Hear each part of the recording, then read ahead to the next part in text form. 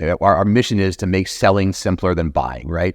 And in a community, if you see somebody who needs something, if I can sell it to them at that moment in time that they need it, no matter what it is, it changes the face of commerce.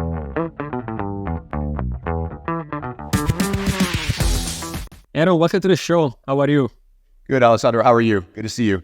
Good. Like Q4 is busy, I guess. I don't know if it's the same for you. For agencies, well, it's always the busiest season. So yeah, we've got Black Friday and Cyber Monday coming up here in a few days, so it's a little bit of a crazy time for us. I can imagine. Well, thank you then for being with me today. I know how crazy can it be. And for everyone that is listening today, why don't you tell us a bit more about yourself? I mean, we use this sort of framework that is very easy to follow, right? It's called MAP. Basically, it's the mission, the achievements, and the purpose, right? So people can understand a bit more about your personal life and, career so far. And the mission, of course, it is like, what do you aim to achieve? The achievements is like anything that you want to share with us in terms of notable milestones. Could be career or also like your life. And that's what is the purpose. So like, why do you do what you do? Sounds great.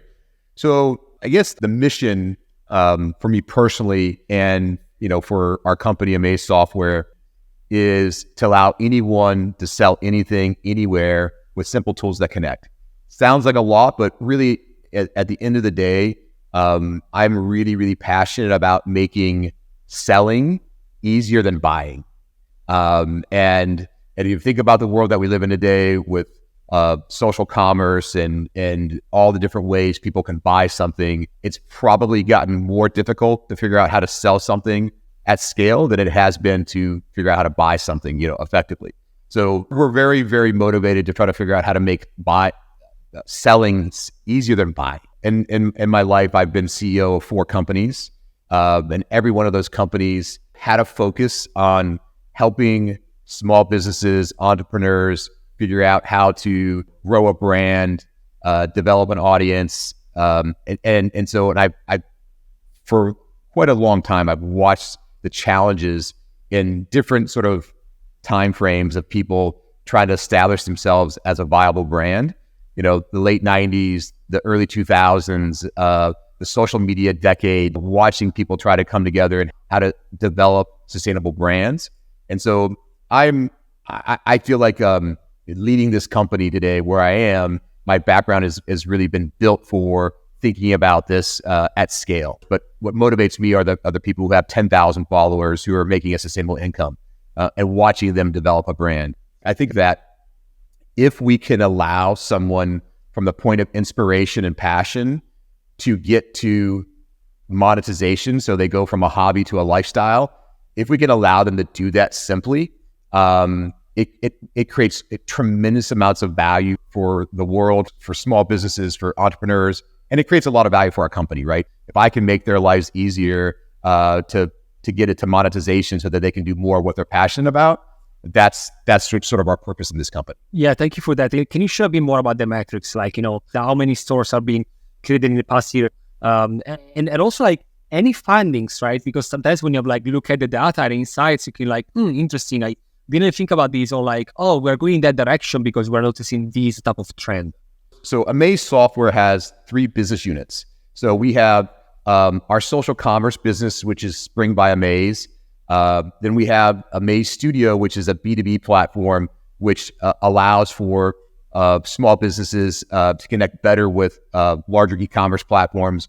And then we have something called Managed Services, which is, you've seen press releases in the past of our integration with Sam's Club, where we're helping drive customization in e-commerce engines.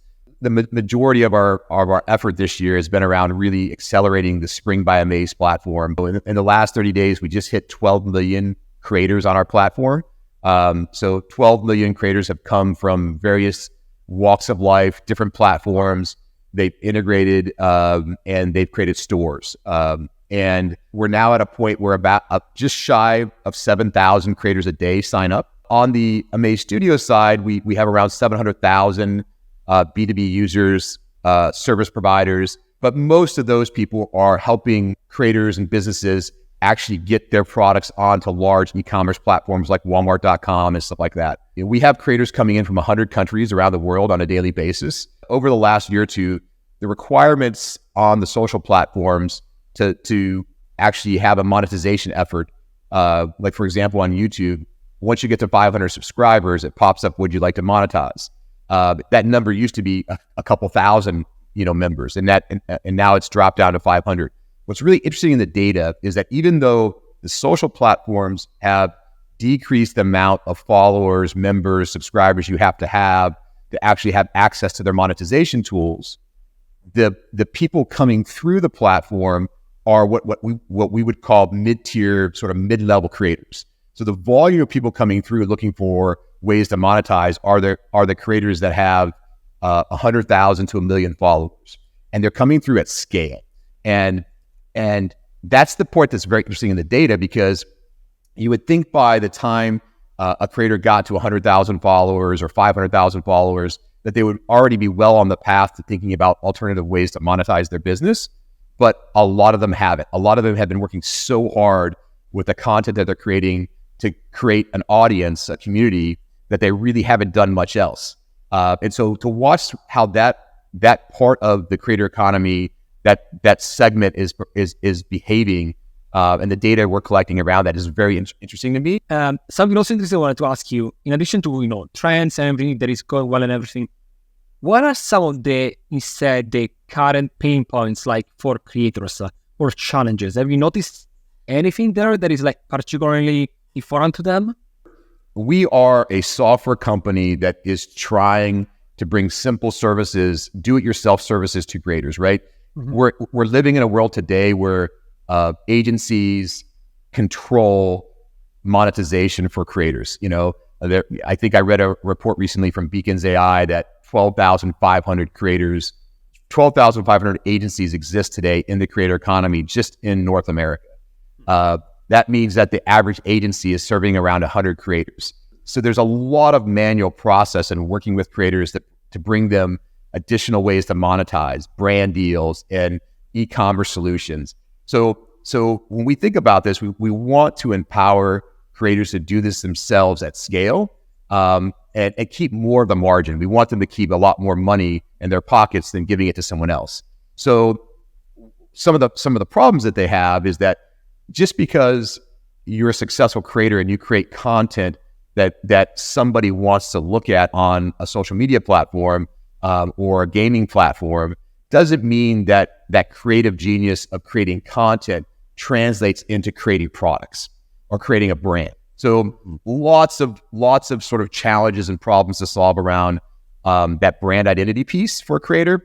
And then really the whole, look, I think creators are inherently entrepreneurs. I think that they have a very special talent around building communities, but it doesn't mean yet that they've learned how to become successful business people, right?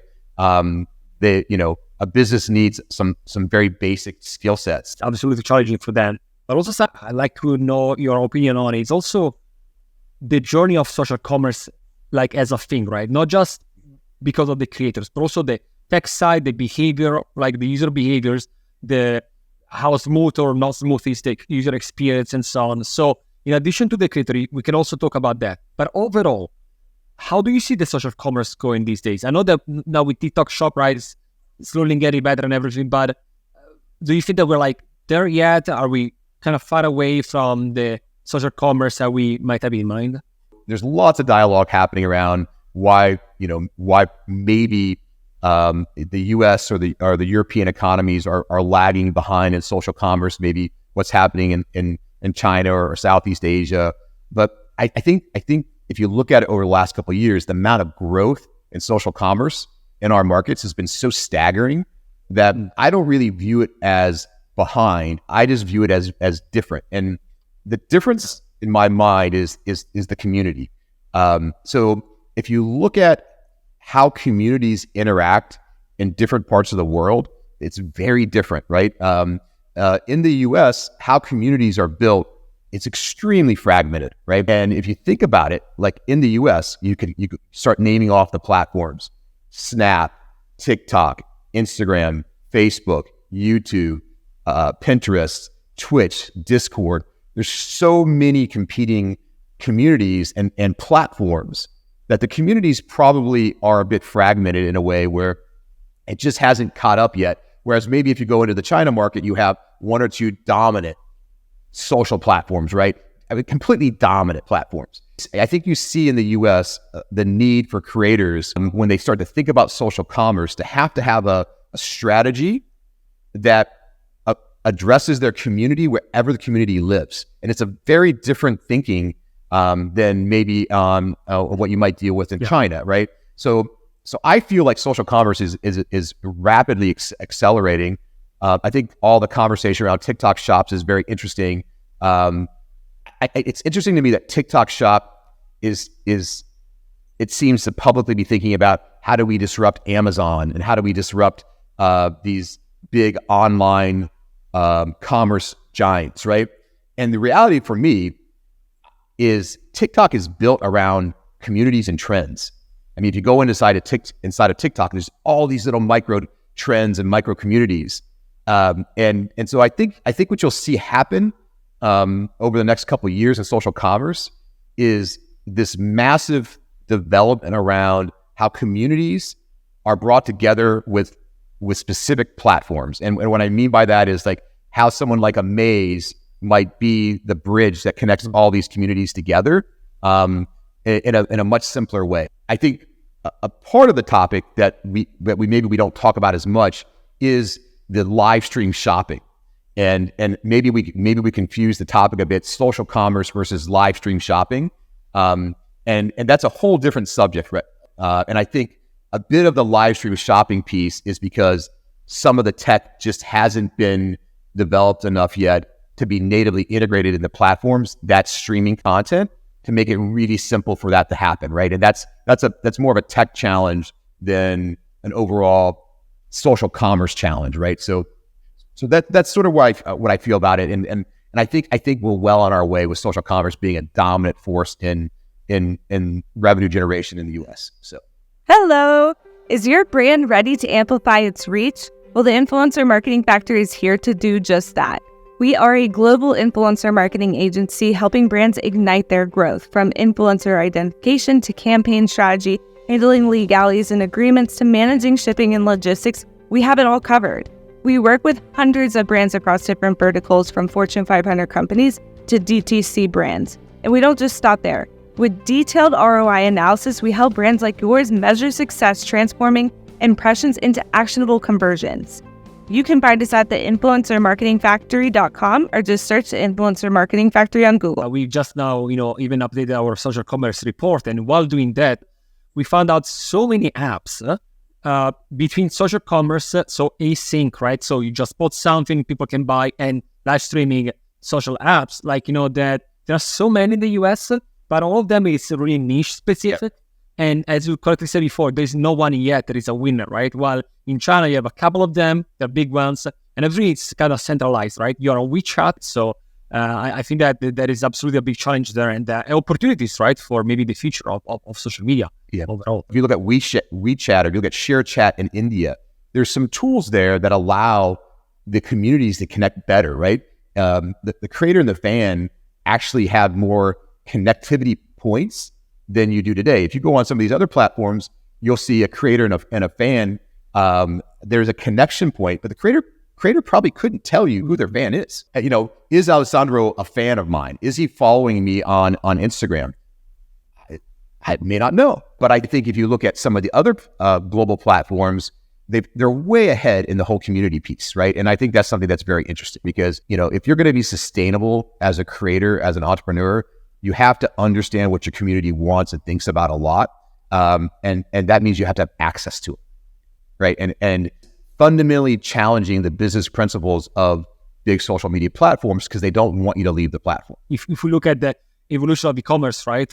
Now, if we go into the e-commerce, let's say 3.0, right, it seems to be a lot about hyper-personalization, very tailored on people. You want to have your unique type of piece. There have been drop collection that be very tailored on certain type of demographics and niche and so on. If you have any opinion on what is the future, right, of this hyper-personalization, really type of one specific item at a time, and how do we get there? If you look back over the last 20, 30 years in commerce and the evolution of online commerce, right, different than if you walk into a retail store and you start shopping through a collection of products that you might want to buy, whether you're buying it for necessity or you're buying it for vanity or you're buying it for whatever.